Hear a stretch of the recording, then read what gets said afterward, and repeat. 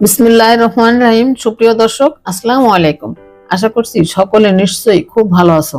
আলহামদুলিল্লাহ, আল্লাহর রহমতে আমিও ভালো আছি। আজকে আমি তোমাদের জন্য নিয়ে এসেছি স্পেশাল একটি রেসিপি, চিকেন মোমো। একটা পারফেক্ট মোমোর জন্য কিভাবে এর ডোটা তৈরি করবে, কিভাবে মোমোর ভিতরের পুরটাকে জুসি আর ফ্লেভারফুল করবে, আর স্টিমার না থাকলেও কিভাবে মোমোটা সহজে ভাপিয়ে নেবে, একবার মোমো বানিয়ে কিভাবে বেশি দিনের জন্য সংরক্ষণ করবে, এই ধরনের মোমো তৈরির সকল টিপস আজ আমি তোমাদের সাথে শেয়ার করব। সেই সাথে থাকছে চিলি অয়েল, গার্লিক অয়েল ও ডিপিং সস তৈরির সকল টিপস অ্যান্ড ট্রিক্স। আশা করছি ভিডিওটা তোমাদের ভালো লাগবে আর এটা তোমাদের অনেক উপকারে আসবে। তাই আর কথা না বাড়িয়ে চলো দেখে আসি মোমো তৈরির সম্পূর্ণ প্রস্তুত প্রণালী।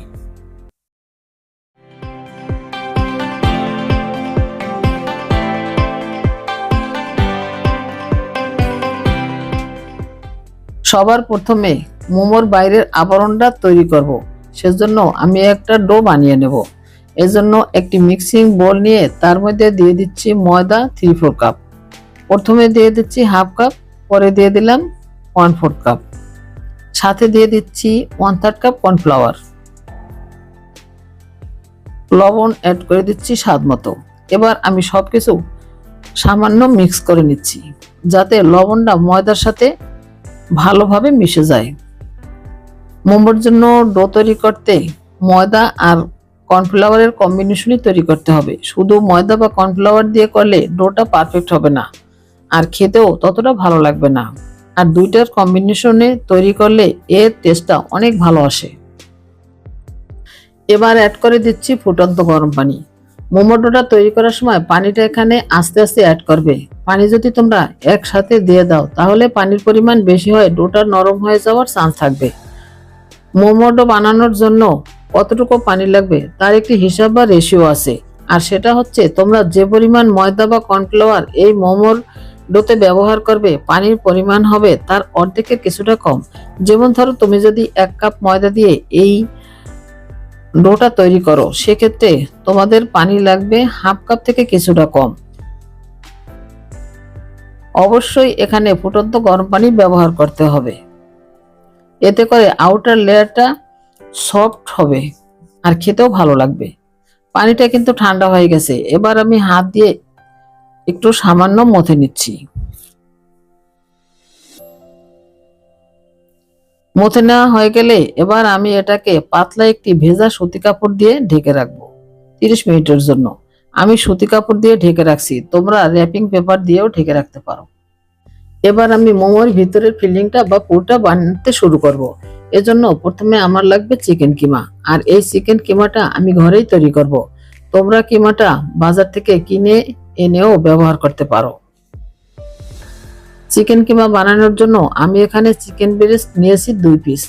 এবার প্রথমে আমি চিকেনটা ছোট ছোট টুকরা করে কেটে নিচ্ছি। আর কিমা করার আগে মাংসটা অবশ্যই পরিষ্কার পানি দিয়ে ধুয়ে নিতে হবে।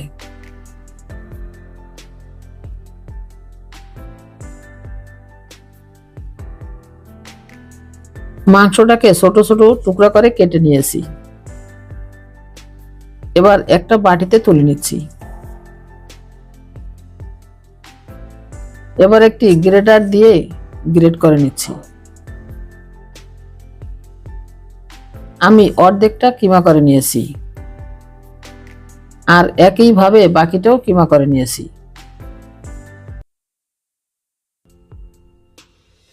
মাংসটাকে কিন্তু আমি মিহি পেস্ট করিনি, কিছুটা দানা দানা রেখেছি। এবার কিমাটাকে একটা সাইডে রেখে দিচ্ছি। এবার একটি প্যান চুলায় দিয়ে তাতে দিয়ে দিচ্ছি বাটার 2 টেবিল চামচ। অ্যাড করে দিচ্ছি পেঁয়াজ কুচি 1/4 কাপ।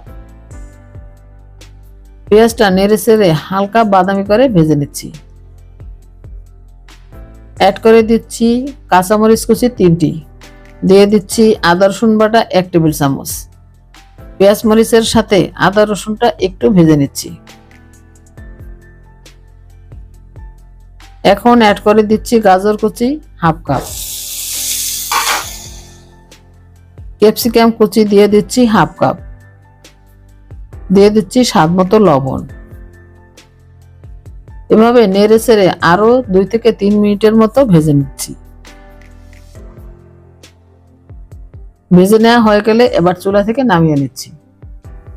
এবার যে চিকেনের কিমাটা তৈরি করে রেখেছিলাম তার মধ্যে দিয়ে দিচ্ছি লবণ স্বাদ মতো, গোলমরিচ গুঁড়া দিয়ে দিচ্ছি হাফ চা চামচ, সয়া সস দিয়ে দিচ্ছি 1 টেবিল চামচ, বাটার দিয়ে দিচ্ছি 1 টেবিল চামচ। এবার অ্যাড করে দিচ্ছি ভেজে রাখা সবজি। এখন একটি স্প্যাচুলা দিয়ে সবকিছু ভালোভাবে মিশিয়ে নিচ্ছি। মেশানো হয়ে গেলে এটাকে আমি ফ্রিজের নরমাল চেম্বারে রেখে দিচ্ছি। এবার আমি চলে যাচ্ছি পরবর্তী স্টেপে। আজকে আমি একই সাথে গার্লিক অয়েল, চিলি অয়েল ও ডিপিং সস তৈরি করব। আর সবকিছু দেখতে হবে, ভিডিওটা কিন্তু স্কিপ করা যাবে না।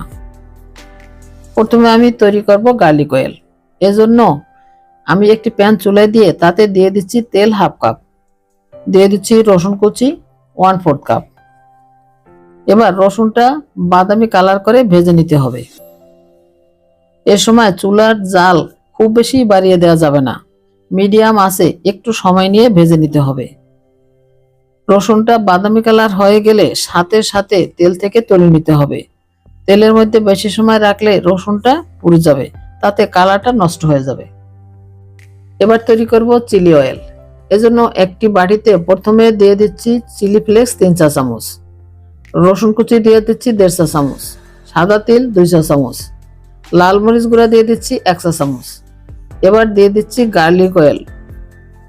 ফুটন্ত গরম তেলটা দিয়ে দিতে হবে।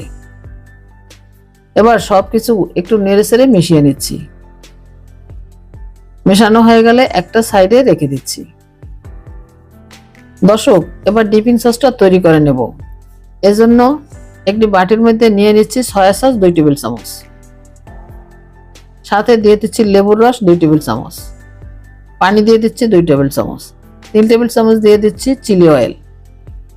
এবার অ্যাড করে দেব সিসিম অয়েল, 2 টেবিল চামচ সিসিম অয়েল দিয়ে দিলাম। দেখো কালারটা কিন্তু খুবই সুন্দর আসছে। এটাকেও একটা সাইডে রেখে দিচ্ছি। এবার যে ডোটা আমি মেখে রেখেছিলাম সেটা সেট হয়ে গেছে। এখন একটি বোর্ডের উপর সামান্য ময়দা ছিটিয়ে দিলাম। ডোটাকে আরো একটু মথে নিচ্ছি। মথে নেওয়া হয়ে গেলে 3টি ভাগে ভাগ করে নিচ্ছি। এবার একটা ভাগ নিয়ে রুটির মতো গোল শেপ দিয়ে তারপর একটি বেলুনের সাহায্যে বেলে নিচ্ছি। একটা রুটি বেলে নিয়েছি। রুটিটা খুব বেশি মোটা বা পাতলা হবে না। এর পুরুত্বটা আমি তোমাদের একটু দেখিয়ে দিচ্ছি। আমরা যেরকম রুটি খাই সেরকম আর কি। এবার ছোট একটা স্টিলের বাটি দিয়ে এভাবে ছোট ছোট রুটি কেটে নিচ্ছি। কেটে নেওয়া হয়ে গেলে একটি ছোট রুটি নিয়ে তার মধ্যে যে পুরটা আমি আগে রেডি করে রেখেছিলাম সেখান থেকে কিছুটা পুর দিয়ে এভাবে ভাঁজ করে নিচ্ছি। তারপর 2টি কোণা ধরে এভাবে মিলিয়ে দিচ্ছি। এটা আসলে বলে বোঝানো যাবে না, দেখে বুঝে নিতে হবে। আমি একটা মোমো বানিয়ে নিয়েছি। আমি আরো একটি মোমো বানিয়ে দেখাচ্ছি।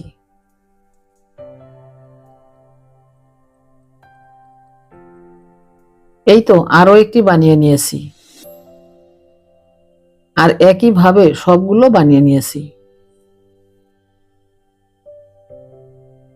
এবার স্টিম করব। এজন্য চুলায় একটি প্যান দিয়ে সামান্য তেল ব্রাশ করে দিচ্ছি। এবার মোমোগুলো দিয়ে দিচ্ছি। মোমোগুলো দেওয়া হয়ে গেলে আমি অ্যাড করে দিচ্ছি পানি। এখানে 1 কাপের মতো পানি দিয়ে দিলাম। এখন ঢেকে দিচ্ছি। ঢেকে এটাকে স্টিম করব 8 থেকে 10 মিনিটের মতো। 10 মিনিট পর মোমোগুলো স্টিম করা হয়ে গেছে। আমি মাঝখানে একবার উল্টিয়ে দিয়েছিলাম। এবার প্যান থেকে তুলে নিচ্ছি। তুলে নেওয়া হয়ে গেলে সার্ভ করে নিচ্ছি। প্রথমে মোমোগুলো দিয়ে তারপর দিয়ে দিচ্ছি ডিপিং সস। আমি সবটা দিয়ে দিচ্ছি। আর দেখতেই পারছো মাশাআল্লাহ মোমোগুলো কতটা লোভনীয় লাগছে। উপর দিয়ে দিয়ে দিচ্ছি ভেজে রাখা গার্লিক। খাওয়ার সময় এই ভাজা গার্লিক যখন দাঁতের নিচে পড়বে সেটা খেতে খুব ভালো লাগবে।